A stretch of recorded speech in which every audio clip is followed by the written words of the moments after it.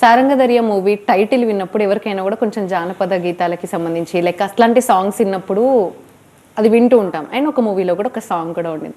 ఈ title fix చేసేప్పుడు అంటే లైక్ ఇప్పుడు డైరెక్టర్ గారు లేరు కాబట్టి మిమ్మల్ని అడుగుతున్నాము. అసలు ఈ టైటిల్ ఫిక్స్ చేయాలన్న ఆలోచన ఎవరికి వచ్చింది? ఎలా జరిగింది? ఈ టైటిల్ వెనుకున్న స్టోరీ ఏంటి?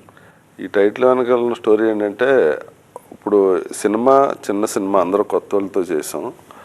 ఈ టైటిల్ కూడా కొంచెం డిఫరెంట్గా ఉండి సౌండింగ్ గుడ్, అందరికీ అర్థమయ్యేలా ఉండాలి, అట్ ద సేమ్ టైం సినిమాకి కూడా రెలవెంట్గా ఉండాలని అనుకున్నప్పుడు ఈ సారంగధర్య మీకు తెలుసు, ఆ సినిమాలో ఎంత పెద్ద హిట్ సాంగ్. అది ఒక తెలంగాణలో ఆయన ఒక ఇన్స్ట్రుమెంట్. సో డైరెక్ట్ గారు ఏమన్నారంటే, పిల్లలది, కొడుకులిద్దరిది, కూతురుది, మీది, తలొకరిది తల ఒక ఎమోషన్ కదండి.